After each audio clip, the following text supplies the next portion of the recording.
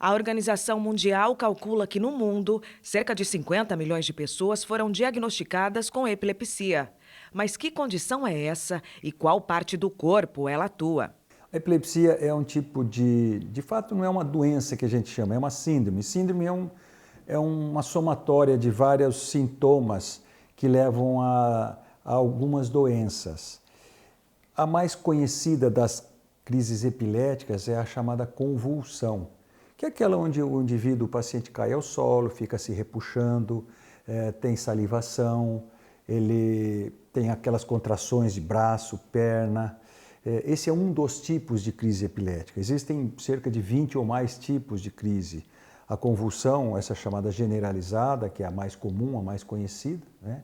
Mas existem outras, como as crises de ausência, muito comum em crianças, onde as crianças elas ficam ausentes mesmo durante alguns segundos, elas estão bem conversando como nós agora, e num determinado momento ela para, fica ausente, e depois de alguns segundos ela continua conversando como se nada tivesse acontecido. Então as crises epiléticas são vários tipos, são várias, e claro, para cada tipo existe um tratamento específico. Em algumas crises, é possível que o paciente se prepare instantes antes.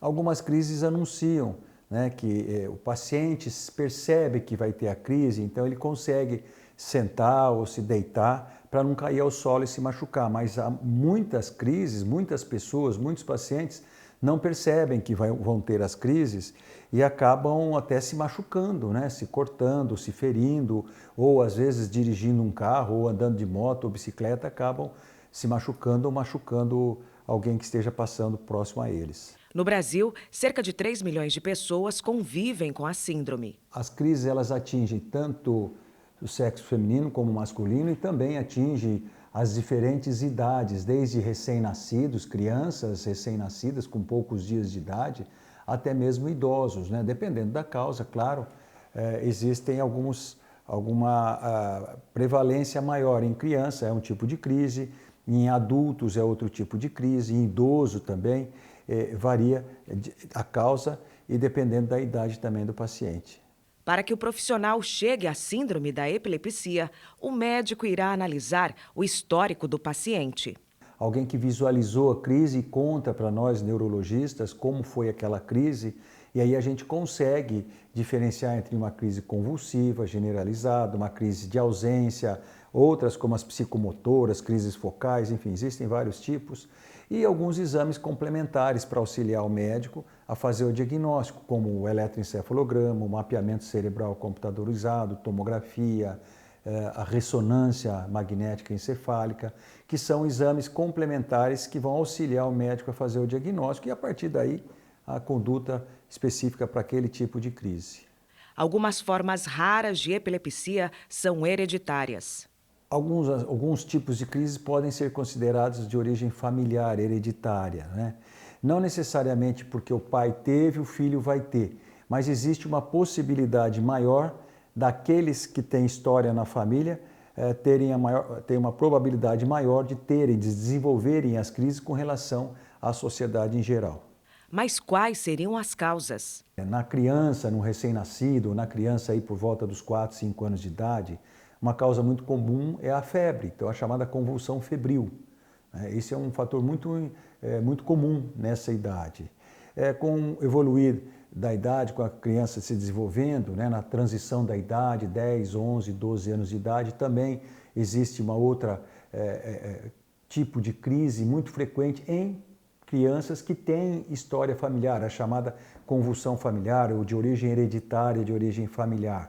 Outras causas comuns no adulto ou no idoso tem que se investigar porque são causas mais mais sérias, né, com uma doença mais preocupante, como hemorragia intracraniana, né, um sangramento cerebral, tumores cerebrais são outras causas comuns de convulsão no indivíduo adulto ou idoso, traumatismo craniano, infecções como as encefalites, as meningoencefalites. Então são as principais causas que variam desde a criança com quadro febril, fatores hereditários e lesões mais severas, como tumores cerebrais, hematoma intracraniano ou processos infecciosos. O tratamento é com base de medicamentos controlados. O tratamento é feito à base de medicamentos e é importante que o indivíduo use a medicação de uma maneira contínua. E, infelizmente, o que acontece é que são medicamentos controlados que têm efeitos colaterais, podem provocar sonolência, podem provocar uma lentidão de raciocínio, diminuição dos reflexos, dependendo de cada medicamento utilizado. Mas o que ocorre na maioria dos casos é que os pacientes, uma vez controlados, com crises já controladas, eles tomando medicação, não tendo as crises já há um bom tempo, eles se acham curados e por conta própria param de usar o medicamento e aí vem a crise. Então é como um tratamento para a pressão arterial elevada, é como um tratamento para diabetes mellitus, né? Há a necessidade do uso contínuo, diário daquele medicamento.